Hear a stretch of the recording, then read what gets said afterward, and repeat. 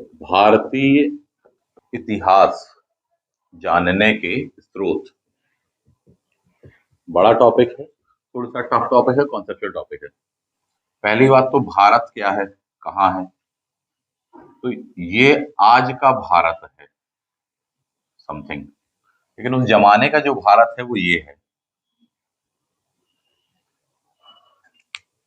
Point number one, आज का भारत, उस जमाने का भारत। तो जो भी सोर्सेज आपको मिलेंगे इन पूरे एरियाज पर मिलने वाले हैं।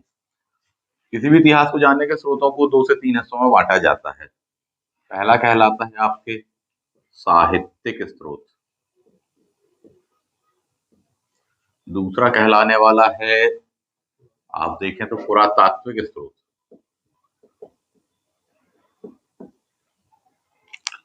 कुछ विद्वान इसमें ये भी करते हैं, बोले नहीं सर पहला साहित्यिक मान लेंगे हम, दूसरा विदेशी विवरण को मानेंगे हम, यानी विदेशी यात्रियों का जो विवरण होता ना उसको मानेंगे, और तीसरा हम मानेंगे पुरातात्विक को।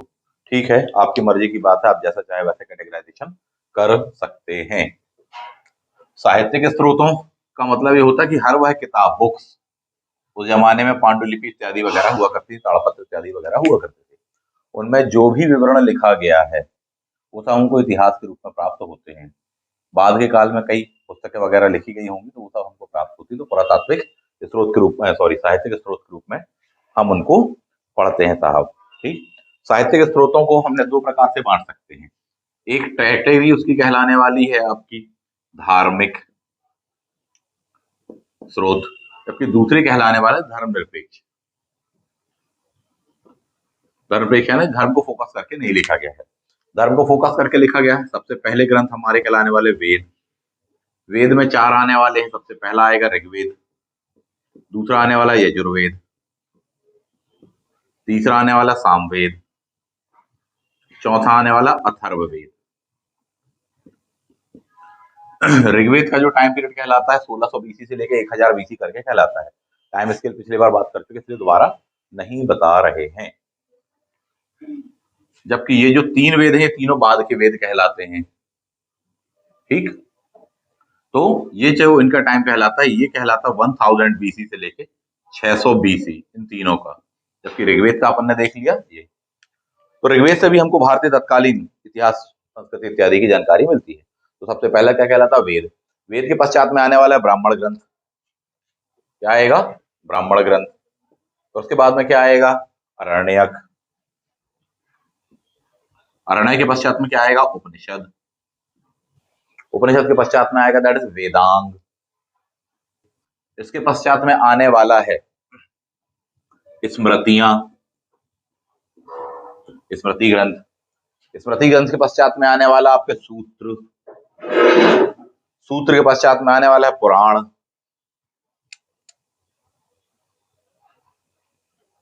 पुराण, पुराण के पश्चात में आने वाले हैं महाकाव्य। अब इनके अंदर में जो भी बुक्स आएंगी उनको देख लेते हैं अपन।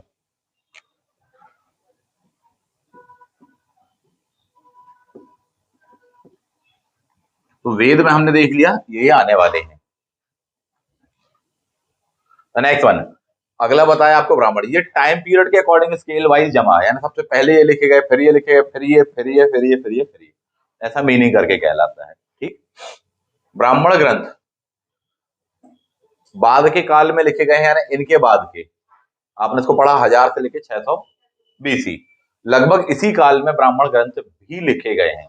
क्या थे, वेदों को समझना थोड़ा सा कठिन था, कैसे क्या कर्मकांड इत्यादि वगैरह करने हैं, उन बातों को दर्शाने के लिए इन ग्रंथों की रचना की गई है। प्रत्येक वेद के अलग अलग ब्राह्मण ग्रंथ हमको मिलेंगे। प्रमुख ब्राह्मण ग्रंथों के नाम ध्यान रखना है, ऐतरेय, कौशतकीय, शतपथ, पंचविश, गोपथ। चलिए, अब इसमें क्वेश्चन पूछेगा सर ये क्या है, तो सबसे ज्यादा बार जो आपसे पूछा जाता है कि ये जो ऋग्वेद के ब्राह्मण ग्रंथों के नाम बताइए, तो ध्यान रखना एक, ध्यान रखना एक, ए से हो जाएगा ऐतरेय, का से हो जाएगा कौशतकी। ठीक, दूसरा आता है शतपथ ब्राह्मण, तो शतपथ, यजुर्वेद, इनको ध्यान रखना। चलिए आगे बढ़ते हैं। तो ये इसमें क्या बताया गया है, इसमें ये बताया गया कोई कर्मकांड कैसे क्या किए जाते हैं। ठीक, तो ये चीजें बताई गई उसमें साहब जी, विधि विधान इत्यादि वगैरह। आज भी जो पंडित जी चीजें बताते हैं ना, तो वही वाली बातें हैं। द नेक्स्ट वन, अगला जाइए अरण्यक। अरण्यक का मतलब होता है जंगल। तो वो ऐसे ग्रंथ जो कि वनों में लिखे गए, अरण्य में लिखे गए। अरण्य में रहते हैं हमारे ऋषि मुनि। भारत के श्रेष्ठतम बौद्धिक जनों के बारे में कहा जाता है, उन्होंने चिंतन मनन इत्यादि के पश्चात में जो कुछ भी लिखा वो ग्रंथ क्या कहलाए, अरण्यक ग्रंथ कहलाए। विशेषकर इनमें आत्मा और परमात्मा, मनुष्य की जो मूल है और ईश्वर, उसके बारे में विवेचना की गई है साहब। अगर आप गौर से देखें तो वेदों में जो बातें बताई गई उसको किसी और ने समझाया, ऐसे कर्मकांड करो, विशेषकर क्या बताएं कि यज्ञ करो, पूजा पाठ करो, उसके लिए हमको बुलवाओ, दान दक्षिणा इत्यादि वगैरह सारी बातें हो जाने वाली हैं। ठीक, ये हुआ। उस बात को कुछ क्लैरिफाई करने का प्रयास अरण्यकों में किया गया। विशेषकर क्या बताया, आत्मा प्लस परमात्मा, उनके दोनों के बीच में संबंध वाली बात बताई गई। उपनिषद आते आते, ये काल आते आते, इसका मतलब कंट्राडिक्शन काफी क्रिएट होने लगा था। जो मैसेज यहां पर कहा गया उसको किसी और ने एक्सप्लेन किया, इसका मतलब उसमें कुछ ना कुछ बीच में अन्य चीजें आ गई होंगी। तो कई रूढ़ियां आ गई थी, हम देखते हैं ऋग्वैदिक काल में रूढ़ियां उतनी नहीं थी। समानता परक समाज के लिए जाना जाता, महिलाओं की स्थिति काफी अच्छी थी। ठीक, समाज जो था वह वर्ण पर आधारित प्रारंभ में नहीं था, वर्णवाद नहीं था, यानी चार ये जो वर्ण है ना, ये नहीं थे। ऋग्वेद के आखिरी मंडल में हमको इसके बारे में जानकारी मिलती है कि साहब जो चौथा वर्ण है, जिसको शूद्र वर्ण करके कहा जाता है, इसको जोड़ा गया। आप इस बात को बहुत क्रिस्टल क्लियर जानते हैं कि वेदों में कितने मंडल हैं, 10, 1 2 3 4 5 6 ऐसे करके है। तो सबसे आखिरी वाले कौन सा है, बाद का पहला है और 10वां है। क्योंकि आपको पता है कि एक बुकलेट है ऋग्वेद, एक बुक है, उसमें आखिरी में पेज जोड़ना आसान, पहले पेज जोड़ना आसान। तो पहले पेज जोड़ दिया तो पहला टॉपिक सबसे लेटेस्ट है, यानी सबसे बाद वाला है, लेटेस्ट है सबसे बाद का, और 10वां टॉपिक भी सबसे बाद का ही होगा। बोले इसका मतलब जो मूल ऋग्वेद है उसमें नहीं था। ठीक, तो यहां पर हमको देखने को मिलता है 10वें मंडल में, वहां पर भी एक चीज आती है पुरुष सूक्त। वहां पर बताया गया है कि एक परमात्मा के मस्तिष्क से ब्राह्मणों का, भुजाओं से क्षत्रियों का, जंघाओं से वैश्यों का, तथा बिल्कुल जो चरण है साहब जी, तलवे है समझ लो, उससे शूद्र का जन्म हुआ है। इनका काम बौद्धिक स्तर पर, उनका काम सेवा करना। तो ये सब चीज बोले साहब ये मूल ऋग्वेद में नहीं था, ये मूल ऋग्वेद में नहीं था। बाद के वेदों में और भी चीजें आ जाने वाली हैं। क्लियर, तो उसका मतलब समाज को यहां से बांटने की प्रक्रिया शुरू कर दी गई थी। तो ये रूढ़ियां कहलाती है साहब। इन्हीं बातों को और बढ़ावा, यज्ञ विधि विधान, ईश्वर और मनुष्य के बीच में बहुत सारे कर्मकांड ला दिए गए तब भी और आज भी। तो इनसे बड़ी कंट्राडिक्शन उत्पन्न होते हैं। भगवान जी बोल रहे कि प्रसाद चढ़ाओ 11 रुपए का कि 11,001 का, नहीं बोल रहे। भगवान जी बोल रहे कि साहब जी की तुम्हें मेरी कृपा चाहिए तो तुमको हजारों लाखों रुपए चढ़ाने पड़ेंगे, ऐसा तो कुछ है ही नहीं। उनके जो बीच में ये जो लोग हैं ये बताते रहते साहब ऐसा करना पड़ेगा, वैसा करना पड़ेगा। तो इसका मतलब है कि उनने जो कहा है कि साहब तुम तो शुद्ध मन से मेरे पास आ जाओ, मैं तुम्हारा हूं, मैं हर जगह हूं, उनने तो ये कहा था, मन से मान लो तो मैं हूं, पत्थर में भी हूं, कड़कड़ में हूं, नहीं तो नहीं हूं। इनने बताया नहीं साहब जी ये दान दक्षिणा इत्यादि वगैरह के बाद में ऐसे से ऐसा करोगे तो फिर ये होगा, नहीं तो पुण्य नहीं मिलेगा। इससे फायदा किनको हुआ, ये यज्ञ बलि प्रथाएं इत्यादि वगैरह हमको देखने को मिलती। पहले भी यज्ञ हो रहे थे और उसमें बलि प्रथाएं नहीं थी, दान दक्षिणा इत्यादि वगैरह की अवधारणा नहीं थी। यहाँ पर बोले साहब हमको 100 गाय दान में नहीं दी है तो फिर तुम्हारा कल्याण नहीं होगा, तुम्हारी पूजा सार्थक नहीं होगी। ये बहुत सारी बातें अपन देखते हैं ब्राह्मण ग्रंथ। इन बातों से क्या हुआ कि समाज का शोषण की शुरुआत होती है। इस बात को थोड़ी सा सॉल्व करने का प्रयास यहाँ किया। बोले नहीं साहब आत्मा और परमात्मा के बीच में बात क्लियर की गई। बोले जरूरी नहीं कि साहब तुम लाखों रुपए खर्च करके या धन खर्च करके या इतना आडंबर करके ही ईश्वर के पास जा सकते हो या ईश्वर तुमको मिल सकता है, उसके बिना भी मिल सकता है। तो हमारे और तुम्हारे बीच में, ईश्वर और व्यक्ति के बीच में क्या संबंध है, आत्मा और परमात्मा के बीच में कैसा क्या संबंध, इन बातों को इन्होंने बताया जो कि वन में थे। तब भी रूढ़ियां बढ़ती चली जा रही, और भी ग्रंथ लिखे जा रहे हैं। उसके बाद का जो दौर आता है वह आता है उपनिषद का। इसका मतलब समाज में भ्रांति उत्पन्न कई हो चुकी थी। लोगों में कंफ्यूजन उत्पन्न हो चुका है, बोले कहाँ है भगवान, कैसा है, क्या है मोक्ष, ये वो इत्यादि वगैरह, ये सब चीजें। तो उपनिषद का मतलब होता है, उप यानी होता है निकट, निकट, दैट इज उपनिषद। तो गुरु के निकट बैठकर जो ज्ञान प्राप्त किया गया, उस ज्ञान को जिन ग्रंथों में लिखा गया उन्हें कहा जाता उपनिषद। वैसे तो 108 उपनिषद हैं और बहुत बाद के काल में भी लिखते जाते रहेंगे, लेकिन बामुश्किल 8 से 10 उपनिषद ही महत्वपूर्ण माने जाते हैं। इसमें पुनः क्वेश्चन आता है, अब इस बात को समझो, हर टॉपिक को समझाने के लिए उपनिषद लिखे गए हैं, यूनिट्स को समझाने के लिए।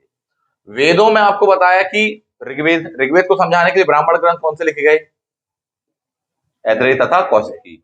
उसमें क्या व्याख्या बताई, बोले कर्मकांड इत्यादि वगैरह करो, बलि बलि चढ़ाओ जानवरों को, ये सब चीजें करो, हमको दान दक्षिणा दो। क्लियर। उपनिषद भी लिखा जाएगा तो ऐतरेय और कौशिकी लिखा जाएगा, परंतु उसमें जो बातें कही जाएंगी वो नाम होगा उसका क्या, ऐतरेय उपनिषद, कौशिकी उपनिषद। जबकि इसका नाम क्या है, ऐतरेय ब्राह्मण, कौशिकी ब्राह्मण। समझापन उसी बात को रहे हैं, परंतु उसको समझावट का जो लेवल है या लैंग्वेज है या वे है, वो इस डायरेक्शन में, इसमें हितवर्धक बताया गया साहब जी, किस चीज के लिए, यज्ञ इत्यादि वगैरह का समर्थन किया गया। इसमें कुछ और बताया गया, बोले नहीं साहब इसके बिना भी आप ईश्वर प्राप्त कर सकते हो। तो गुरु के निकट बैठकर जो ज्ञान मिला था उसको संकलित किया गया उपनिषद।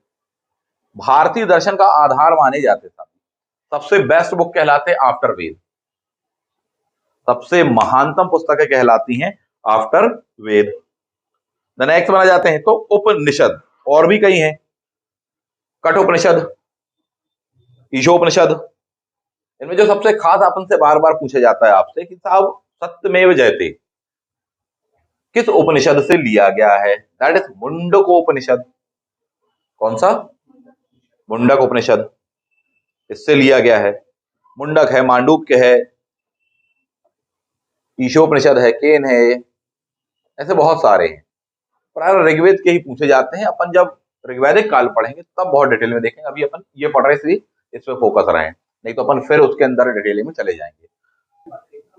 मान लीजिए उपनिषद आ गया, 3 मार्क्स में आया हुआ है, क्या लिखोगे आप, लिखेंगे भारतीय प्राचीन दर्शन के आधार उपनिषद ग्रंथ, जिसमें आत्मा और परमात्मा के विषय में चर्चा की गई है। रचना काल 1000 से 600 BC। 3 मार्क का मतलब होता है कम से कम 3 फैक्ट। टाइम बता दिया है, क्या भारतीय दर्शन के आधार ग्रंथ हैं, ये महान बात है। उसके अंदर क्या है, आत्मा परमात्मा संबंध, बस इतनी सी बात है। 1-1.5 लाइन से ज्यादा कुछ नहीं कर सकते। ये तो पर पूरा जितने में अपन नहीं तो लिखे ना, उप का मतलब होता है निकट बैठना, गुरु के निकट बैठकर जो ज्ञान, उतने में तो खत्म हो गई 1 लाइन, उसमें एक ही बात आप लिख पाए। आपको 3 मार्क्स यानी 3 पॉइंट कम से कम होते हैं, उसके 3 इंपॉर्टेंट फैक्ट्स विद कॉन्सेप्ट होते हैं, 1 लाइन में लिखना है। तो क्या लिखेंगे, काल इतना ब्रैकेट के अंदर, ब्रैकेट क्लोज, भारतीय दर्शन के ग्रंथ जिनमें आत्मा परमात्मा संबंधी विषयों पर चर्चा की गई है। बस सिंपल सी बात है, 1 लाइन पर आ गया।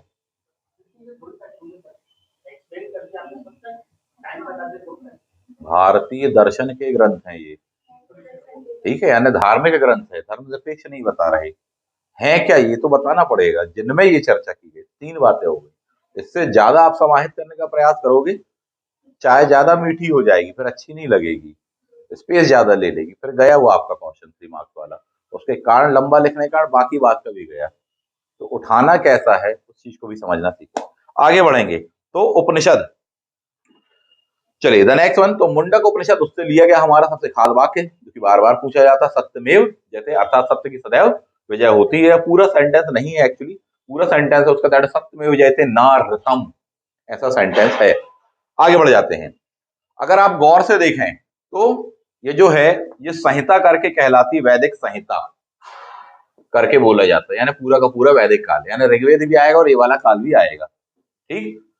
तो ये संहिताएं कहलाती हैं, ये उसके अंतर्गत ही आता है। अब इसमें एक और पॉइंट समझिए कि वैदिक काल का मतलब होता है 1600 से लेकर के 600 बीसी, जबकि ऋग वैदिक काल का मतलब होता है 1600 से 1000 बीसी, जबकि उत्तर वैदिक काल का मतलब होता है 1000 से 600 बीसी, जबकि वैदिक काल का मतलब होता है 1600 से 600 तक। मामला क्लियर है? ये पूरा का पूरा वैदिक साहित्य के अंतर्गत आता है, यहां तक का। यानी इस टाइम पीरियड में लिखा गया लिटरेचर, वैदिक संहिता 4,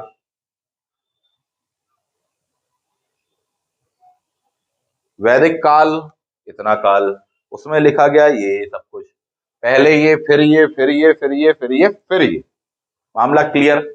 आखिरी में क्या लिखा गया है? उपनिषद एंड वेदांत। ठीक, आखिरी में। तो कई बार आपसे क्वेश्चन बोल देगा कि सबसे आखिरी में जो लिखा उनको क्या बोलते हैं, तो वेदों के अंत में लिखे गए, तो वेद धन अंत बराबर वेदांत। तो वेदांत किन्हें कहा जाता है? तो उपनिषदों को कहा जाता है। वेदों के अंत में, वेदों का तो कोई अंत ही नहीं है, ठीक है। तो वेदांत, जबकि वेदांग अलग है, अभी आ रहे हैं अपन उस पर, वो चीज अलग है। मामला क्रिस्टल क्लियर है अपन को? तो ये लगभग एक ही टाइम पीरियड पर लिखे गए हैं। वेदांग पर भी आ जाइए। अच्छा, उपनिषद में एक बात और ध्यान रखना, बाद में कई उपनिषद लिखे जाते रहे, अकबर के काल में भी लिखा जाए, अल्लोपनिषद लिख दिया साहब जी, तो ऐसा नहीं कि अब कोई नहीं लिखेगा, मना कर दिया, ऐसा कुछ भी नहीं, लिखे जाते रहे, परंतु प्रमुख इस काल वाले ये हमने जो आपको बताए हैं। ठीक, नेक्स्ट वन, वेदांग का मतलब क्या होता है? वेदों के जो अंग हैं, अर्थात वेदों को समझने के लिए जिन चीजों की जरूरत पड़ती है उनको वेदों का अंग करके कहा जाता है। समझने में क्या समस्या है? समस्या उसमें यह है कि संस्कृत में लिखे गए हैं ये वेद, हाँ जी लिखे गए, लेकिन संस्कृत आज वाली संस्कृत नहीं है ये। ठीक, संस्कृत भी उस जमाने की दो संस्कृत है। ऋग्वैदिक जो ग्रंथ है, ऋग्वेद ओनली, वह लिखा गया है वैदिक संस्कृत में।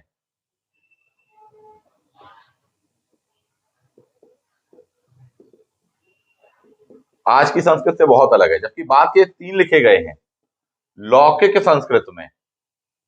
भाषाओं का नियम यह होता है कि कठोर से कभी भी सरल की ओर चलती, सिंप्लीफिकेशन की ओर चलती है, सरलता की ओर चलती हैं भाषाएं कभी भी। क्लियर? तो ये 3 लिखे गए हैं लौकिक, इनके बाद में और सिंप्लीफाइड हुई है लैंग्वेज। तो आज वो संस्कृत जो यूज की जा रही है वो सिंप्लीफाइड वाली है, टफ कहलाती है। तो इनको समझना, किसी सेंटेंस का एग्जैक्टली मीनिंग क्या है, उसके लिए जरूरी होता है कि उसकी ग्रामर जाने, उसकी ग्रामर जाने। तो उस ग्रामर का वर्णन कि साहब इस सेंटेंस का एग्जैक्टली मीनिंग यही होता है, वो जो वहां दिया हुआ है वो समझने के लिए आवश्यक है ग्रामर, उसका अंग ही है वह, क्योंकि ये समझ किसको रहे आप? इन्हीं को। यही वजह है कि आप उसको बोलते हैं वेदों का अंग करके बोलते हैं आप उसको। क्या बोलते हैं आप उसको? वेदों का अंग करके बोलते हैं। वेदों का अंग, दैट इज वेदांग करके कहलाता है। चलिए आगे बढ़ जाते हैं। इसमें कौन कौन से आते हैं? सिंपल सा ध्यान रखने का प्रयास करिएगा। शिकवा, ना, छंद, जी से। शी से हो जाएगा शिक्षा, का से हो जाएगा कल्प, वा से हो जाएगा व्याकरण, ना से हो जाएगा निरुक्त, छंद से हो जाएगा छंद, जी से हो जाएगा ज्योतिष। 6 है। ये जरूर पूछता है कि इनमें से कौन वेदांग के अंतर्गत आते हैं या इनमें से कौन सा वेदांग के अंतर्गत नहीं आता। तो वेदों के वे अंग जो उनको समझने के लिए सहायक हो वेदांग कहलाते हैं। कौन कौन से? शिक्षा, कल्प, व्याकरण, निरुक्त, छंद, ज्योतिष। ठीक, इनमें से भी सबसे ज्यादा बार जो आता है निरुक्त। निरुक्त का मतलब ही होता है शब्दों की व्युत्पत्ति, यानी शब्द बनते कैसे हैं, शब्द बनते कैसे हैं, जिसको आज के जमाने में आप हिंदी पढ़ते हो, तत्सम क्या है, तद्भव क्या है साहब जी, उपसर्ग क्या है, प्रत्यय क्या है, किसको कहाँ लगा देने से कैसा क्या वर्ड बन जाएगा। तो ये चीजें वेदों के संबंध में कहाँ दी है? निरुक्त में दी हुई है। छंद समझ में आ रहा हो कि छंदबद्ध पूरा का पूरा पद्य में है, गेय है, गायत्री मंत्र इत्यादि वगैरह आपको बताया, तो पूरा पूरा गेय है। तो खास छंद होते कि इतनी मात्राएं, इतने पश्चात में आपकी यति इत्यादि वगैरह आना, इन बातों को क्लैरिफाई किया गया है, बताया गया है, ताकि पढ़ने वाला व्यक्ति उसको सही अर्थ को समझ सके। दैट इज छंद करके है। व्याकरण में और भी उसके सेक्शंस आ जाते हैं, तो ये वो चीजें हैं। क्लियर है बात ये? तो वैसे ही मैंने कहा कि पद्य में है, तो ये अपने आप एक बहुत लंबा सेक्शन बनाता है साहब, इनको समझे। तो वेदांग अलग है, वेदांत अलग बात है। मामला क्रिस्टल क्लियर है?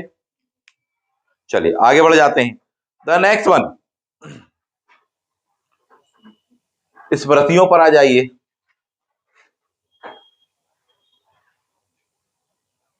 स्मृति का मतलब आज के समय में हम बोलते हैं कि साहब याददाश्त है, मेमोरी, बोले मेरी स्मृतियों में वह है, तो दैट इज स्मृतियां। लेकिन वहां पर स्मृतियों का संबंध यह है कि साहब पुराने समय से क्या होता रहा है, परंपराएं, मान्यताएं, विश्वास, बिलीफ, उनके अकॉर्डिंग ही आगे हम काम करेंगे। तो पुराने जमाने की धारणाओं के आधार पर बनाए गए धार्मिक कानून, स्मृतियां, फॉर एग्जाम्पल मनुस्मृतियां या मनुस्मृति, याज्ञवल्क्य स्मृति,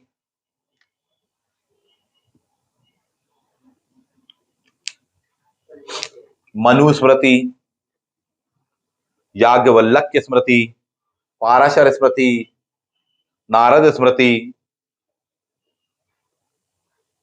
बृहस्पति स्मृति, कात्यायन स्मृति, गौतम स्मृति, तो ये स्मृति ग्रंथ हैं कुछ फेमस।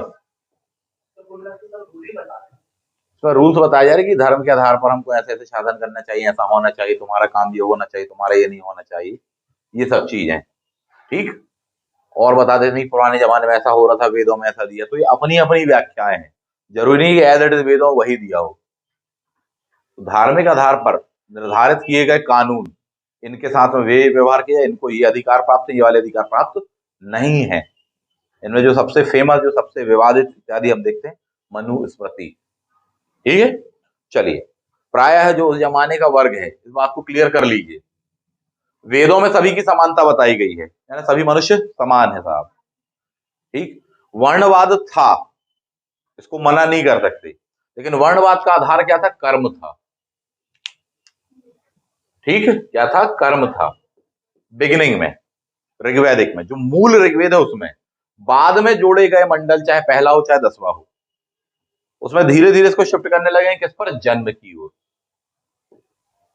ताकि रिसोर्सेस पर, संसाधनों पर एक खास वर्गों का नियंत्रण हो सके। बाद के और वर्गों काल में हम देखेंगे कि इस अवधारणा को मजबूत करने का प्रयास किया गया, कि अर्थात वर्ण के आधार पर की बजाय क्या कर दो? जन्म के आधार पर था। ठीक।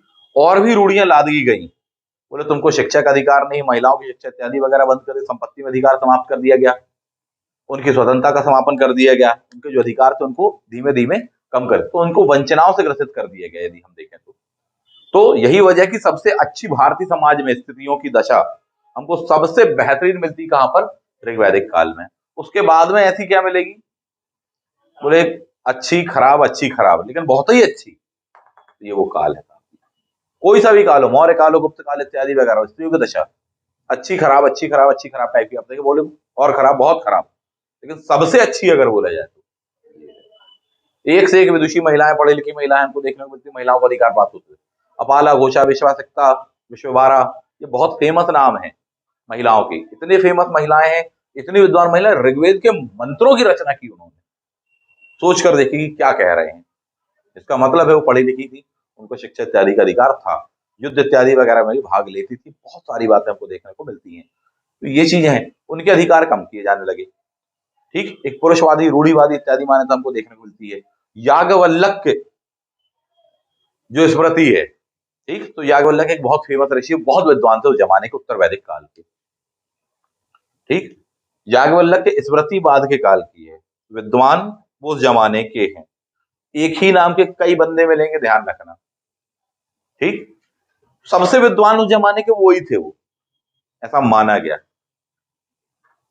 उनको शास्त्रों में, उनको तर्कवाद इत्यादि वगैरह में कोई पराजित नहीं कर पाया। तब एक महिला उनको पराजित कर देती है भरी सभा में, तर्कवाद पर, दर्शन पर, तर्क वितर्क करके साहब। तो इससे पता चलता है कि साहब महिलाएं भी कितनी विदुषी हुआ करती थी। क्लियर है पॉइंट? ये चीजें हैं। बाद के काल में हम देखेंगे बोले महिलाओं के अधिकार लगातार कम होते चले जा रहे हैं, और बाद के काल तो स्थिति अपन को मालूम है। चलिए, तो ये अपन ने देखा दैट इज स्मृतियां। ठीक, तो सबसे पुरानी वैसे मनुस्मृति, उसके बाद में याज्ञवल्क्य की स्मृति करके कहलाती है साहब। ये याज्ञवल्क्य की स्मृति अलग है, ये वाला अलग है, ऋषि याज्ञवल्क्य इत्यादि वगैरह है ना, ऐसे कई नाम मिलेंगे अपन को। द नेक्स्ट वन, इनको पढ़ेंगे अभी, अलग अलग टॉपिक है, स्मृति काल इत्यादि वगैरह है, देखेंगे। सूत्र, सूत्र साहित्य, सूत्र काल करके कहा जाता भारत में 400 बीसी से लेकर 200 बीसी तक का जो काल है। एक पॉलिटिकल वे मौर्य और इत्यादि वगैरह पढ़ोगे, लेकिन यहां पर जब अपन पढ़ते हैं धार्मिक साहित्य में, तो सूत्र काल करके कहलाता है। बहुत सारे सूत्र लिखे गए, इनमें भी बहुत सारी अच्छी चीजें भी प्लस रूढ़ियां भी हमको देखने को मिलती हैं कि समाज के कुछ वर्गों को अलग करते चले गए साहब। तो बहुत सी अच्छी भी और कुछ ऐसी चीजें भी मिलती हैं हमको। 4 सूत्र प्रमुख माने गए हैं। अच्छा, एक बात और क्लियर कर लो, मनुस्मृति का काल अलग अलग बताया जाता है। इतिहास में उसका टाइम माना जाता है 200 बीसी, हिस्ट्री में। देखिए, धार्मिक मान्यताएं तो कह रही हजारों वर्ष पुरानी है, युगों युगों पुरानी है। अपन जो पढ़ रहे हैं, हिस्ट्री पढ़ रहे हैं, हिस्ट्री कहता है युगों युगों कोई पुरानी, लाखों करोड़ों साल पुराना नहीं है। कार्बन डेटिंग कर लो ज्यादा है तो 200 बीसी के आसपास का टाइम लगभग माना जाता है ना, सबसे पुरानी स्मृतियों में से एक ही है। चलिए, तो सूत्र काल जो अपन ने देखा, ग्रंथ लिखे गए हैं किस चीज के लिए? ये भी इसीलिए लिखे गए ताकि वेदों का विधिवत अध्ययन कर सकें। तो सूत्र साहित्य करके कहलाए। 4 सूत्र प्रमुख हैं, एक पर क्वेश्चन जरूर आएगा। श्रौत सूत्र, ग्रह सूत्र, धर्म सूत्र, शुल्ब सूत्र। श्रौत सूत्र, धर्म सूत्र, गुहा सूत्र, सबसे खास कहलाने वाला है शुल्ब सूत्र। आना यही है शुल्ब सूत्र। श्रौत सूत्र, गुहा सूत्र यानी वही ग्रह सूत्र, एक ही है वो, है ना। धर्म सूत्र, शुल्ब सूत्र। शुल्ब सूत्र की सबसे खास विशेषता है इसमें मैथमेटिकल कैलकुलेशंस दिए हुए हैं। मैथ्स, वर्ल्ड की टॉप क्लास मैथ्स, उससे रिलेवेंट फॉर्मूलाज ये हमको दिए गए हैं। पाइथागोरस प्रमेय इत्यादि जैसी चीजें भी हमको इसमें दी गई हैं, जो कि दर्शाता है कि उस जमाने का भारत में मैथ्स का जो स्तर था बहुत हायर था। ये जानकारी आपको कहां से मिलती है? बोले आप कार्बन डेटिंग भी करा लो तो 400 समथिंग के आसपास बीसी का निकलता, बहुत पुराना है।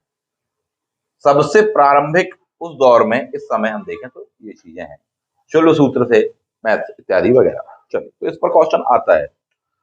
द नेक्स्ट वन आ जाते हैं। इसके पश्चात में देखेंगे तो पुराण। पुराण बाद के काल में लिखे गए हैं, पुराणें बाद के काल में लिखी गई हैं। जो सबसे पुरानी पुराण कहलाती है,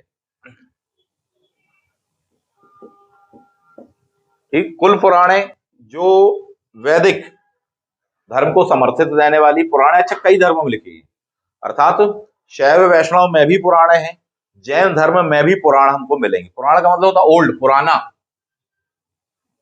ठीक। तो पुरानी चीजों को लिखा गया है, लेकिन खास बात यह कि इसकी जो शैली है फ्यूचरिस्टिक अप्रोच पर लिखा गया है।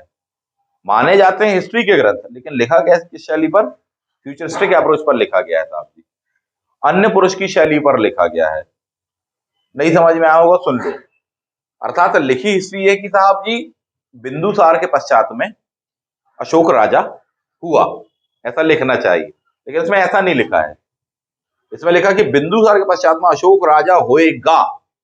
तो इससे ऐसा लगता है कि अच्छा शायद मौर्य को पहले लिख दिया इन्होंने, भविष्य को देख करके, ऐसा लगता है। तो ये कौन सी शैली है? भविष्यगत शैली में लिखा गया है। क्लियर? और इतना सटीक लिखा गया तो साहब आपने देखा ही वो जब ना लिखा है, ऐसा तो हो नहीं सकता। C14 मेथड इत्यादि वगैरह। चलिए, तो पुराण मानी जाती कुल कितनी? 18। ये वाली। इन पुराणों से हमको मौर्यों की, सातवाहनों की, गुप्त वंश की जानकारी मिलती है। कोई एक समय में, एक वर्ष में कोई एक व्यक्ति ने नहीं लिख दी है, लंबे समय तक लिखी गई, अलग अलग विद्वानों ने अलग अलग काल में आकर लिखी। जो सबसे ओल्डेस्ट, सबसे पुरानी पुराण कहलाती है, वह कहलाती मत्स्य पुराण। सातवाहनों का काल में लिखी गई है। कंफ्यूज मत हो जाना कि बोले सर मौर्यों का जिसने इतिहास दिया है वो तो इससे पुरानी होनी चाहिए, क्योंकि सातवाहन के पहले मौर्य आते हैं। तो साहब ऐसा है कि आज के जमाने में अपन इंडस वैली का लिख दें इतिहास, तो जरूरी थोड़ी कि इंडस वैली की काल ही में लिखा था। उससे काल निर्धारण नहीं होता है कि साहब किसका इतिहास किससे मिलता है। वो एक अलग बात है। और ये एक अलग बात है कि सबसे पुरानी आज से कितने साल पहले लिखी गई C14 मेथड इत्यादि वगैरह चेक करके, या अदर सोर्सेज से चेक करके आप बताएं तो सबसे पुरानी क्या कहलाती है? बोले पुराणों की शुरुआत लिखने की जो सबसे पुरानी है वह मत्स्य पुराण है। मत्स्य पुराण है कौन सा काल? सातवाहन काल। इस काल से लगभग लिखी जाने की शुरुआत हो गई थी। गुप्त काल में भरपूर लिखी जाएंगी, बहुत सारी लिखी जाएंगी। ठीक, इनमें हमको और पुराने राजवंशों की जानकारी इत्यादि वगैरह मिलती है, मौर्य की, सातवाहन की, इत्यादि इत्यादि इत्यादि। चलो आगे बढ़ते हैं। तो मत्स्य पुराण, भागवत पुराण, विष्णु पुराण, शिव पुराण, इसमें कई बार क्वेश्चन आ जाता है आपसे कि सर गुप्त वंश की जानकारी हमको किस पुराण से मिलती है? जो बहुत बार आया क्वेश्चन है। तो गुप्त का मतलब होता है छुपा हुआ। गुप्त यानी छुपा हुआ, अदृश्य। तो वायु दिखती है कि नहीं दिखती? तो इसका मतलब वायु क्या है? गुप्त है। तो गुप्त वंश की जानकारी, मामला क्रिस्टल क्लियर है। द नेक्स्ट वन, पुराणों की जो रचना है वह गुप्त काल में परिपूर्ण हुई। यानी आखिरी जो पुराणे लिखी गई हैं वो किस काल में? गुप्त काल में लिखी गई। ये उसका मीनिंग होता है। द नेक्स्ट वन, महाकाव्य काल।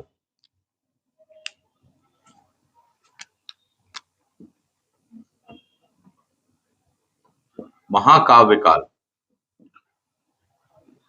देखिए महाकाव्य काल एक अलग चीज है और महाकाव्य लिखा जाना अलग चीज है। महाकाव्य काल का मतलब ऐसी मान्यताएं हैं कि इतना इतना पुराना है, हजारों वर्ष पहले ये हुआ था, हजारों वर्ष पहले महाभारत युद्ध हुआ था, हजारों वर्ष पहले रामायण वाली घटना हुई थी, ऐसी मान्यता है। भारतीय जनमानस मानते हैं साहब कि हमारे विश्वास ऐसा ऐसा है। लेकिन जो महाकाव्य लिखे गए हैं उसका जो संकलन है वह बाद के काल का माना जाता है। सीधी सीधी सी बात है कि रामायण और महाभारत किसके अंतर्गत आते हैं? महाकाव्य के अंतर्गत आते हैं। तो एग्जामिनर्स में ये कहता है कि घटनाएं तो बहुत पुरानी है, लेकिन ये बताइए कि इनका संकलन यानी लिखा जाना, संकलन वर्ड यूज होता है, अंतिम रूप से संकलन कब हुआ? तो दैट इज गुप्त काल।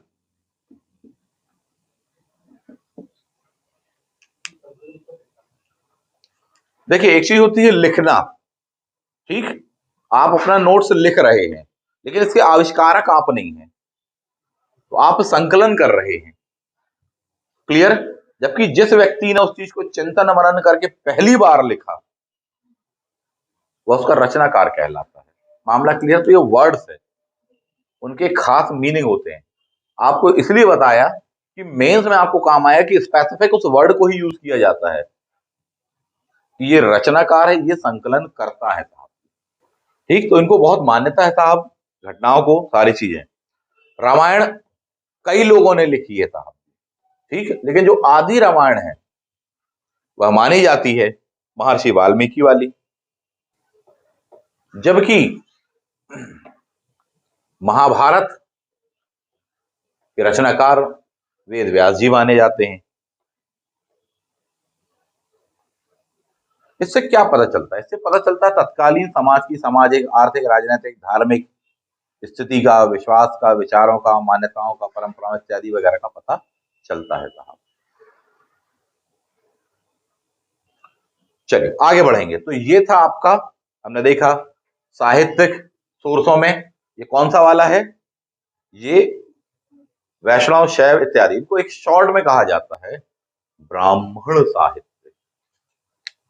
क्या कहा जाता है? ब्राह्मण साहित्य, ब्राह्मण धर्म का साहित्य। पर अभी साहित्य वाला सोर्स खत्म नहीं हुआ है। इसके बाद में जो भरपूर साहित्य मिलता है उसको आप कह सकते हैं बौद्ध साहित्य।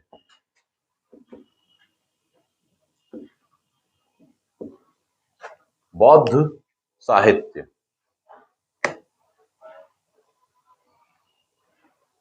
महात्मा बुद्ध संदर्भित या संबंधित धर्म सब दिया हुआ है आपको। नोट्स में आप जाएंगे, पेज नंबर 128 पर दिया हुआ है। ठीक, इसको देख लीजिएगा, मिल जाएगा सब। चलिए, तो सबसे पहले इसमें क्या क्या आता है देख लेते हैं। Very first one is Tripitaka, comma Jataka कथाएं, कौमा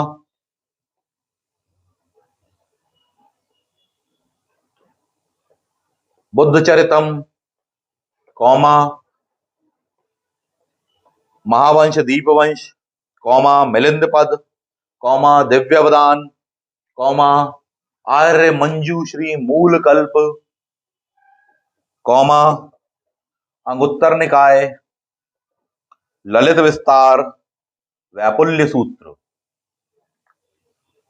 बिगिनिंग से बोल देते हैं आप। त्रिपिटक, जातक कथाएं, बुद्ध चरितम, महावंश दीपवंश, मिलिंद पद, दिव्यवदान, मंजूश्री मूलकल्प, आर्य मंजूश्री मूलकल्प इसी को ही कहा था अपन ने, अंगुत्तर निकाय, ललित विस्तार, वैपुल्य सूत्र। उसमें क्वेश्चन पूछ देगा आपसे वैपुल्य सूत्र किस धर्म से संबंधित है, आता है क्वेश्चन। फॉर एग्जाम्पल कालिका पुराण पूछा गया था आपसे, पूछ देगा। सभी का एक एक होता, सभी धर्मों का, है ना, क्वेश्चन एक एक होता ही है। चलो आगे बढ़ते हैं। Tripitaka, the very first one is Tripitaka. पिटक यानी पेटी, किताबें ग्रंथ इत्यादि रख के पेटी वेटी टाइप का अपन रखते रहे। त्रिपिटक 3 है साहब जी, इसलिए उसको कहा जा रहा है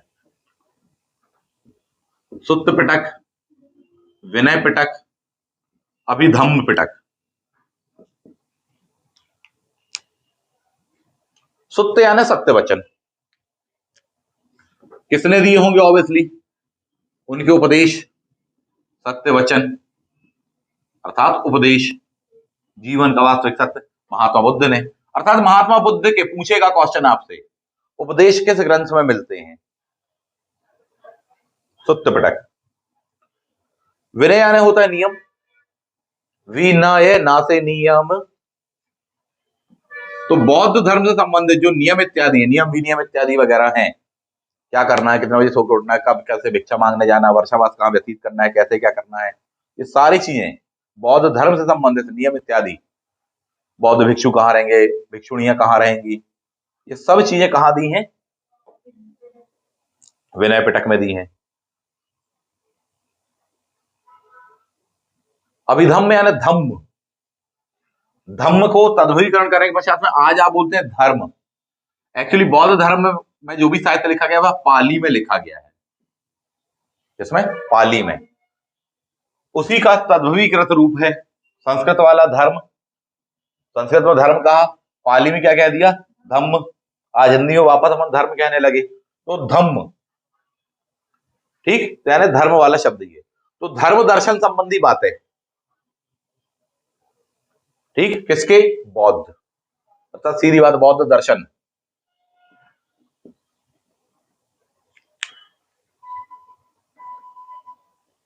की जानकारी, विवेचन कहां मिलती है? तो यहां पर। महात्मा बुद्ध का आप टाइम पीरियड जानते हैं 600 BC है। इसका मतलब है कि उस काल के बाद से ही लिखा गया होगा। क्लियर? 600 बीसी शताब्दी के रूप में देखें अपन तो। वैसे तो उनका जन्म 563 ईसा पूर्व करके कहलाता है। ठीक है, अच्छी बात है, आपको याद है तो ठीक है। नेक्स्ट वन, इसके बाद में जो अगला आता है वह कहलाती है जातक कथाएं।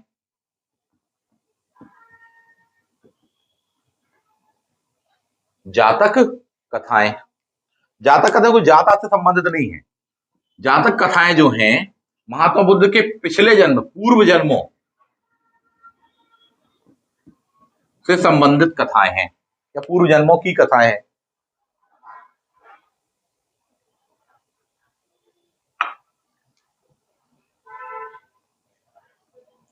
जातों की संख्या पूछ लेगा कितनी है। पहला क्वेश्चन तो यही पूछता है कि जातक कथाओं में क्या दिया है, तो क्या दिया, महात्मा बुद्ध के पूर्व जन्म की कथाएं दी हैं साहब जी, पूर्व जन्म की कथाएं दी हैं। Point one. अगला पॉइंट पूछेगा कि कुल कितनी जातक कथाएं मानी जाती हैं, तो 550 नॉर्मली आप देख सकते हो, लेकिन है अगर एग्जैक्टली हुए तो 5 4 5 और 4 जोड़ा तो कितना होता है, एग्जैक्टली इतनी मानी जाती हैं इतिहास में। ठीक, तो ऐसा बताया गया कि महात्मा बुद्ध इसके भी पहले जो थे वो पिछले बार भी अवतार हुए हैं, उसके भी पहले एक बार जन्म लिए तो अवतार हुए हैं, उस समय ये बहुत ही महान घटना हुई थी। ये सब चीजें बताई जाती हैं। तो काल्पनिक कथाओं के रूप में भी इनको माना जाता है, धार्मिक लोग उसको सच्चा मानते हैं, जो भी चीजें हैं। ठीक, द नेक्स्ट वन,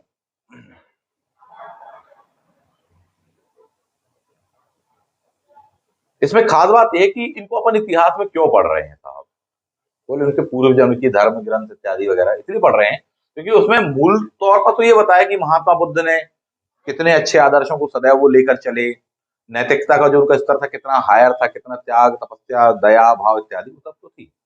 लेकिन जब घटनाओं की बात आती है कि महात्मा बुद्ध फिर यहाँ से यहाँ जा रहे थे, वहां पर उनको ये मिला, अंगुली माल मिला, ऐसा हुआ वैसा हुआ, ये सारी चीजें, अंगुली माल नाम के एक डाकू था साहब, वो तो उंगलियां तक काट लेता था, लूट लेता था, मार डालता था।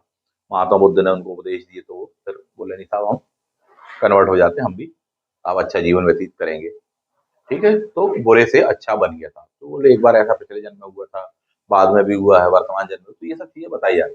जब ये बताते हैं ना तो उससे उस समय से हमको पता चलता कि कहानी में कई ऐसे नाम आते हैं जो कि किसी खाल काल विशेष से संबंधित होते हैं कि साहब उस राजा के काल में महात्मा जी जा रहे थे, यानी उस राजा का नाम आया।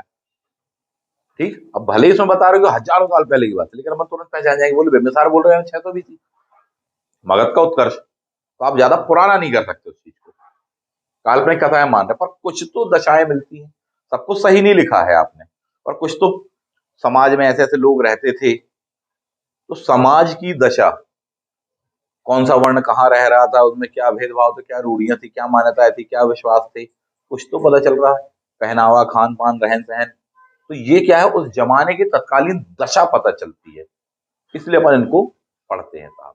मामला क्लियर है, जातक कथाएं साहब।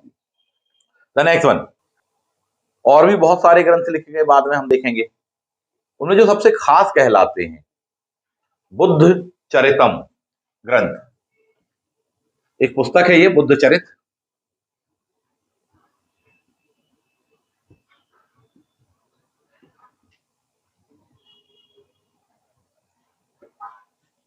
गुप्त काल के पश्चात से हम देखेंगे वैष्णव धर्म काफी चरम पर पहुंच जाता है, भारत में पूरी जगह उसको प्रश्रय प्राप्त हो जाता है राजकीय। लेकिन उसके पहले का जब आप काल देखते हैं, शुंग काल कह लो या शुंगों के भी पहले का, तो बुद्ध धर्म, बौद्ध धर्म बहुत ज्यादा भारत में प्रचलन में रहा, बहुत बड़ी आबादी जो थी वो बौद्ध धर्म में कन्वर्ट हुई थी साहब जी, अर्थात महात्मा बुद्ध के आदर्शों को लेकर चलती थी। द नेक्स्ट वन, तो उस समय जो आबादी चल रही थी उसमें उस समय के विद्वान लोग भी थे, उनमें बहुत ही फेमस जो विद्वान जिन पर एग्जाम में क्वेश्चंस वगैरह आते रहते उन पर देख लेते हैं। आप जानते हैं बौद्ध धर्म में 4 बौद्ध संगतियां हुई हैं, क्लियर, 4 बौद्ध संगति हुई, 4 बौद्ध संगति में 3 सेक्शंस बनते हैं कि किस राजा के काल में हुई, किसने अध्यक्षता करी, किस काल में हुई, एग्जैक्टली टाइम। ठीक, तो पहली वाली जो अपन देखते हैं 483 BC, महात्मा बुद्ध की जिस समय डेथ हुई उसी समय, उसके बाद में 100 साल बाद तो 383 BC, उसके भी बाद में तीसरी बौद्ध संगति हुई अशोक के काल में, तो 251 BC समथिंग माना जाता है। और उसके बाद में होती कनिष्क के काल में, यानी प्रथम शताब्दी, फर्स्ट सेंचुरी। कनिष्क के शक संवत 78 AD, तो शायद उसके आसपास में कहीं हुआ होगा। तो ये टाइम कहलाता है साहब, ठीक, प्रथम शताब्दी कनिष्क के काल में। तो बात समझने वाली यहाँ पर यह है कि इसमें क्वेश्चन पूछता है कि किसके गुरुजी कौन, पहले वाले की अध्यक्षता किसने की थी, दूसरे की अध्यक्षता किसने की, तीसरे की किसने की, चौथे की किसने की। तो चौथी वाली जो बौद्ध संगति थी, आपको कोडिंग्स वगैरह बताया, वो बार बार नहीं बता रहा हूं, दैट इज रावे पाक अकाअक महासाब, याद आया, ये सब चीजें आपको बताई गई था। तो इसमें सीधे आ जाए चौथी बौद्ध संगति पर हम आते हैं, क्योंकि हमको ये ध्यान देना है। चौथी बौद्ध संगति, अध्यक्ष थे वसुमित्र,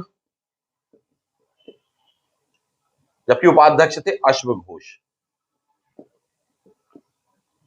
ठीक, दोनों ही काफी विद्वान कहलाने वाले हैं। अश्वघोष ने बहुत लिखा हुआ है, कई पुस्तकें लिखी हैं अश्वघोष ने। अब 100 सा ब,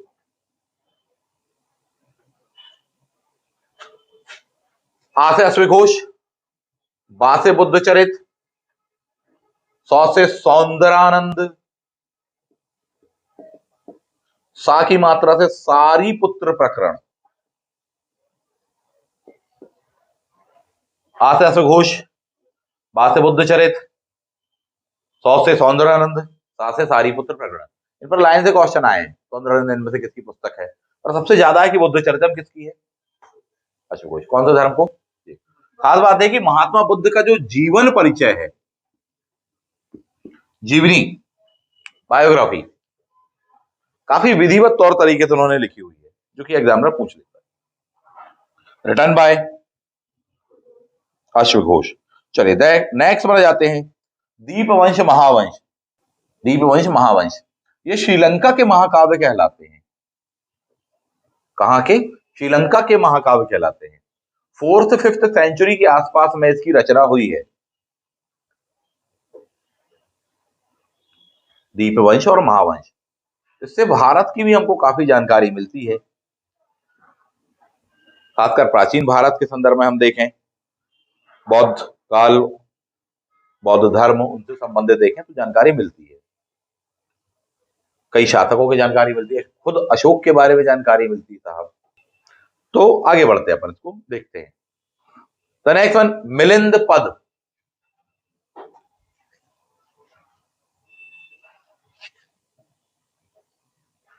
मिलिंद पद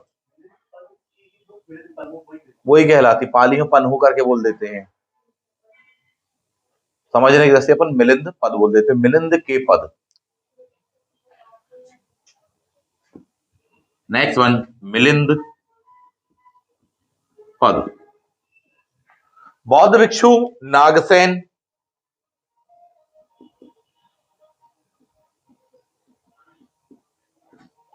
और एक राजा था यूनानी राजा, ग्रीक राजा, मिनांडर, ठीक, इंडो ग्रीक शासक। इसका मतलब यह कि ये टाइम कहलाता है इंडो ग्रीक शासकों का मौर्योत्तर काल। कौन सा काल, मौर्योत्तर काल करके कहलाता है।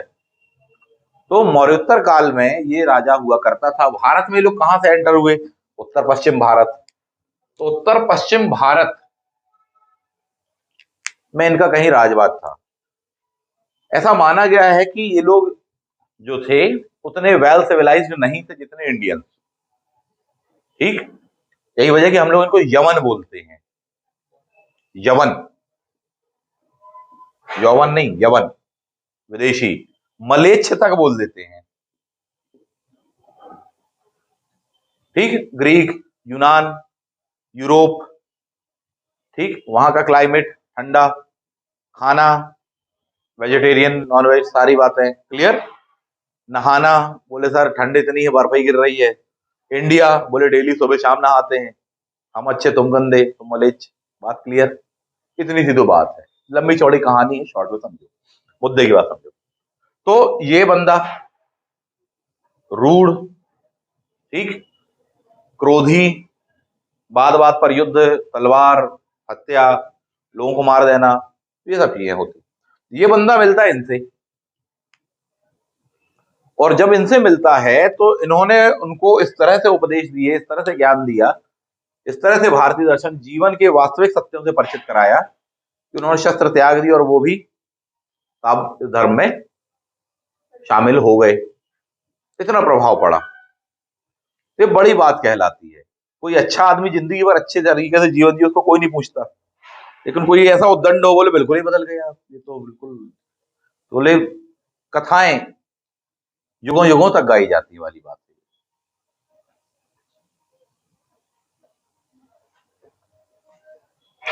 क्लियर। चलिए आगे बढ़ते हैं। तो ये पूरी की पूरी जो जानकारी है वो हमको किस बुकलेट से मिलती है? इसमें क्या जानकारी दी गई कि इन दोनों के बीच में संवाद होता है। ये यथार्थवादी बातें करने वाले हैं, ये कहेंगे साहब जी यथार्थवाद के साथ में नैतिकतावाद, धर्म दर्शन इत्यादि वगैरह भी जीवन में महत्वपूर्ण, ना केवल संपत्ति इत्यादि वगैरह के पीछे, साम्राज्य के पीछे क्या छोड़कर जाओगे। बहुत सारी ये चीजें हम देखते हैं। तो ये व्यक्ति काफी प्रभावित हो जाने वाला है। कहाँ की घटना वहां की, लेकिन वो एमपीपीएससी में बहुत पूछता है। क्यों? क्वेश्चन पूछेगा मध्य प्रदेश में मेनांडर के सिक्के कहां मिले हैं?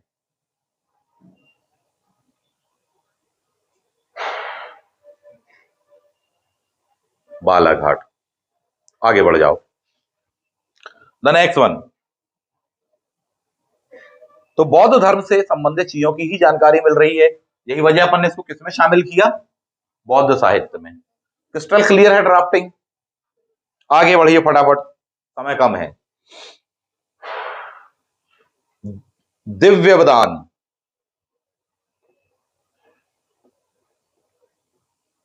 बौद्ध ग्रंथ, 4th सेंचुरी।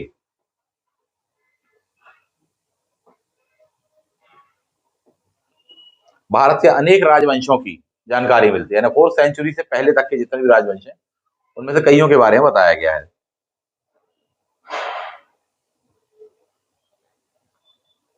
आर्य मंजूश्री मूलकल्प, गुप्तों के बारे में।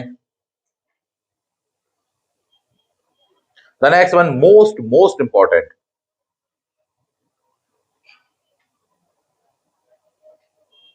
अंगुत्तर निकाय।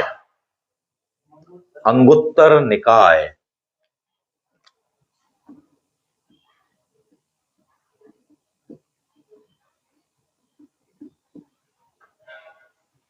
अंगुत्तर निकाय।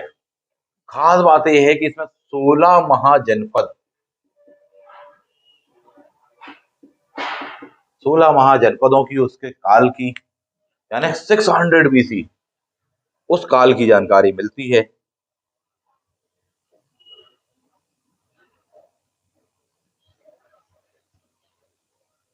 महत्वपूर्ण बात है, आपसे क्वेश्चन जो एग्जामिनर बार बार पूछता है कि ऐसे कौन से ग्रंथ हैं जिनसे 16 महाजनपदों की जानकारी मिलती है। तो ऐसे ध्यान रखना, MBA है, M फॉर होता है महाजनपद, ठीक, B फॉर होता है भगवती सूत्र, हालांकि वो जैन धर्म का है, अपन बौद्ध पढ़ रहे हैं बट देख लो। A फॉर होता है अंगुत्तर निकाय। मामला क्लियर। आगे बढ़ जाओ, तो इनसे जानकारी मिलती है, बहुत बार आते हैं क्वेश्चन। ऐतिहासिक महत्व भी है इसका, बहुत कम जगह जानकारी मिलती है 16 महाजनपदों की, उनमें से खास ग्रंथ ये कहलाते हैं। पॉइंट नंबर 2 की, ये केवल कल्पना पर, गप्पों पर आधारित नहीं है साहब जी, ये विद्यमान थे। इनमें से मध्य प्रदेश में कई विद्यमान थे, उनकी जानकारी मिलती है, वहां के जीवन की, दर्शन की, लोगों की सामाजिक आर्थिक राजनीतिक स्थितियों की जानकारी मिलती है। इसलिए इतिहास की दृष्टि से महत्वपूर्ण हो जाता है ये। आगे आप जब हिस्ट्री पढ़ोगे ना तो ये सब चीजें आएंगी।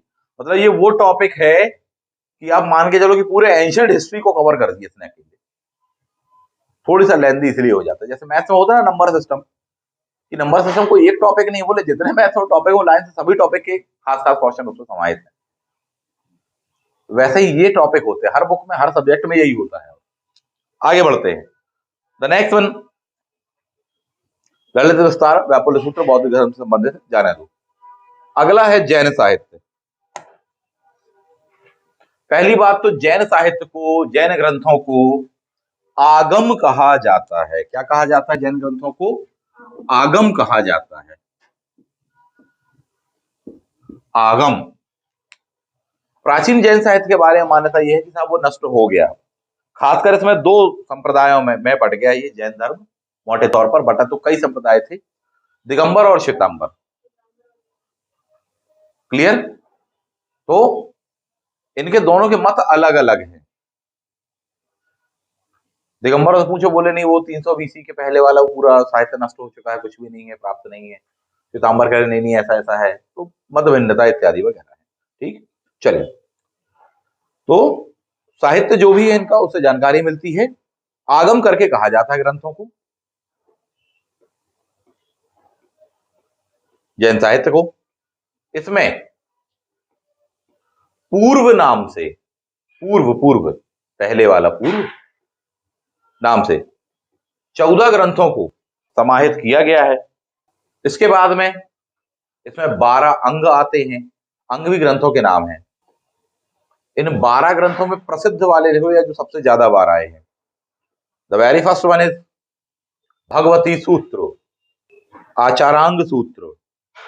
इनमें क्या दिया है? इसमें जैन धर्म के बारे में, उनके 24 तीर्थंकरों के बारे में जानकारी दी गई है। अर्थात महावीर जी के बारे में भी है, पार्श्वनाथ जी के बारे में भी है। बाद वाले जितने तीर्थंकर उनके बारे में ज्यादा जानकारी है, जितने पुराने उतनी कम जानकारी है। चलिए, द नेक्स्ट वन, भगवती सूत्र। कौन सी जानकारी? 16 महाजनपद। नेक्स्ट माना जाते हैं। अगला है भद्रबाहु चरित। भद्रबाहु चरित मौर्य काल में हुआ करते थे आप। भद्रबाहु,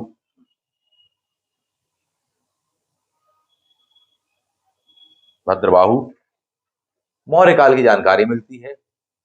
चंद्रगुप्त मौर्य के काल में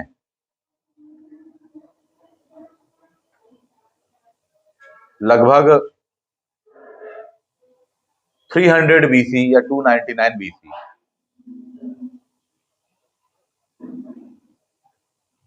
बारह वर्ष का अकाल पड़ा था मगध में। क्लियर? एक संप्रदाय ने कहा कि साहब अपन साउथ में चले जाएं जहां अकाल नहीं है, और एक ग्रुप ने कहा कि नहीं नहीं जाना, यहीं रहेंगे। तो जो साउथ में चला गया उसने परंपराओं को एज इट इज अपनाए रखा, जैन धर्म की। ठीक, साधुओं के लिए था कि हाँ निर्वस्त्र इत्यादि वगैरह। जो नॉर्थ में ही रह गए, जो साउथ में गया उसके लीडर कौन थे? भद्रबाहु थे। क्लियर? जबकि जो नॉर्थ में रह गया उन्होंने क्या किया? बोले अकाल पड़ रहा, सूखा पड़ रहा, गर्मी है, तो व्हाइट कलर के कपड़े पहन लेते हैं अपन। ठीक, 12 वर्ष के अकाल के बाद वो दोनों आकर मिले, वो आकर वापस लौटे पाटलिपुत्र। तो देखा, अरे आपने तो जो धर्मों में कहा गया अपने ग्रंथों में उससे उलट आपने काम किया, वस्त्र धारण किए हुए हैं। बोले नहीं, आपने का तो धर्म भंग हो गया, आप अलग है हमसे अब। तो यहां से दो उसमें बढ़ जाता है। वस्त्र जो पहन रहे हैं श्वेतांबर, जो नहीं बोले साहब अंबर ही वस्त्र मार, दैट इज दिगंबर। ऐसे संप्रदाय हम देखते साहब। ये वो घटना है, नाम जो आपको बताया। आगे बढ़ते हैं। भद्रबाहु चरित, मौर्य काल इत्यादि वगैरह कुछ की जानकारी मिलती है। द नेक्स्ट वन, परिशिष्ट पर्वम। अगला है ग्रंथ, written by Hemchand. 12th century का है ये ग्रंथ। लेकिन महावीर स्वामी के बारे में तथा अनेक जैन शासकों के बारे में जानकारी मिलती है। तो भारत के प्रमुख जैन शासकों की बहुत बार पूछा जाता है परिशिष्ट पर्वम। नेक्स्ट वन, कुछ अन्य प्रमुख ग्रंथ भी देख लेते हैं अपन। समरादित्य कथा, कुवलय माला, कथाकोश, समरादित्य कथा, समरा दित्य कथा, कुवलय माला, कथाकोश, कालिका पुराण। ठीक, तो ये हैं। तो इसमें यही वजह है कि अन्य ग्रंथों में से एग्जाम ने पूछ लिया था, यही क्वेश्चन था, कालिका पुराण किस धर्म से संबंधित। तो उसमें ज्यादा डिटेल में नहीं पूछते हैं, मोटे तौर पर ही पूछते हैं कि हाँ किससे क्या संबंधित करके है, तो बनना चाहिए अपन को। बाकी इनके अंदर में आपसे डिटेलिंग में थोड़ी सा पूछ लेने वाले हैं। ये था आपका धार्मिक साहित्य भारत के संदर्भ में। अगला है धर्मनिरपेक्ष साहित्य, अर्थात इसमें धर्म को फोकस करके नहीं लिखा गया है, बाकी चीजों को फोकस करके लिखा है। फेमस जो इसके ग्रंथ कहलाते हैं उसके नाम लिख लीजिए। The very first one is Kautilya का अर्थशास्त्र, लौकिक ग्रंथ भी कहा जाता है इसको। Very first one is Kautilya का अर्थशास्त्र, 4th सेंचुरी बीसी माना जाता है, चंद्रगुप्त मौर्य के दरबार में आप थे, प्रधानमंत्री थे आप। खास बात ये ध्यान रखना कि किसके काल का है ये ग्रंथ, मौर्यों के काल का है, किसके दरबार में आप थे। पर खास बात है कि इसने किसी भी मौर्य शासक का नाम नहीं लिया है अपने ग्रंथ में। क्लियर, किसी भी। ये क्वेश्चन अगर या ये पॉइंट्स आपको याद होता तो 2020 एमपीपीएससी क्वेश्चन बना लेते कि मध्य प्रदेश का जो क्षेत्र था इनमें से किस शासक के काल में मौर्यों के अधीन आ गया, विदिशा वाला क्षेत्र, मालवा वाला क्षेत्र। तो 4 ऑप्शन दिए थे, कौटिल्य का अर्थशास्त्र उनमें से एक था। पढ़ने की अष्टाध्यायी भी थी, पढ़ने की अष्टाध्यायी पुरानी वो तो हो ही नहीं सकता। कौटिल्य का अर्थशास्त्र, ये पॉइंट ध्यान दो, बोले कहीं किसी मौर्य शासक का नाम नहीं दिया तो प्रश्न ही नहीं उठता कि उसने बताया होगा कि मध्य प्रदेश मौर्य के अधीन आता था, प्रश्न ही नहीं उठता, तो किसी मौर्य शासक का नाम ही नहीं लिया। तो यहां से ही वो क्वेश्चन पूछा गया और उसको कई जगह से रिलेट करके, 2 से 3 जगह से रिलेट करके बनाना था कि हाँ साहब बुद्ध घोष की सामंत प्रासादिका में है, वो पढ़ाया है, पढ़ाएंगे आगे, ये वो पॉइंट था। ऐसे क्वेश्चन होते हैं जिनको आपको लगता है कि सर वो मौर्य काल में हमको टॉपिक में मिलेगा, कभी नहीं मिलेगा। मौर्य काल में ढूंढ ढूंढ के थक जाओगे तब भी नहीं मिलेगा वो सेक्शंस कहीं और मिलेगा। जो मैं बता रहा हूँ तरीका ऐसे पढ़िए तो आपकी समझ अच्छी विकसित होगी। चलिए आगे बढ़ते हैं। पढ़ने की अष्टाध्यायी, ये बुक लिखी है 700 बीसी के आसपास, इसी पर लिखी है भाष्य, तो पतंजलि का महाभाष्य, ये शुंग काल की रचना है। विशाख दत्त की मुद्रा राक्षस, विमुदे करके ध्यान रख सकते हो। वी से विशाख दत्त, मुआ से मुद्रा राक्षस, दा से देवी चंद्रगुप्तम।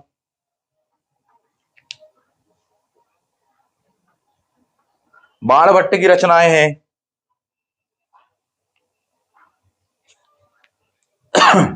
बाणभट्ट बहकुमत, बहकुमत, बा से बाणभट्ट, हा से हर्षचरित, का से कादम्बरी, मा से मुकुट तड़ित, चा से चंडिका शतक। बहकुमच। गार्गी संहिता, इसमें खास बात है कि भारत में यवनों के आक्रमण की जानकारी हमको मिलती है, यवनों के संपर्क से भारत में पड़ने वाले प्रभावों की भी जानकारी मिलती है, गार्गी संहिता।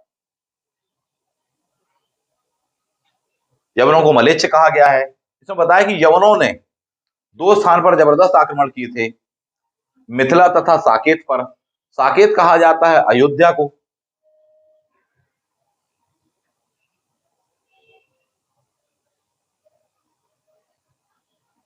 जबकि मिथिला करके माना जाता है राजस्थान का चित्तौड़ वाला क्षेत्र। सब दिया हुआ, इसको पढ़िएगा। और भी किताबें हैं, कल्लड़ की राजतरंगिणी, विज्लर का विक्रमांगदेव चरित, कालिदास के ग्रंथ। तो इनमें धर्म को फोकस करके नहीं लिखा है, इसलिए धर्मनिरपेक्ष साहित्य करके कहलाते हैं। अलग अलग काल में आप पढ़ेंगे इनको। क्लियर। तो ये था भारतीय इतिहास जानने के स्रोत में सिर्फ एक चीज, साहित्यिक सोर्सेज। अगला है विदेशी यात्रियों का विवरण, उसकी बात का है पुरातत्व। इस पर भी बहुत क्वेश्चन आने वाले हैं। कोई डाउट समझ में आया, टॉपिक बन जाएगा। चीजों को समझो बड़े अच्छे से, रिवीजन करो, ब्रशअप करो, फैक्ट्स वगैरह को याद रह जाएंगे, बनेगा सबको। समझ विकसित होगी तो मेंस में भी काम आएगा, इंटरव्यू में भी काम आएगा। क्लियर। Thank you. जय हिंद।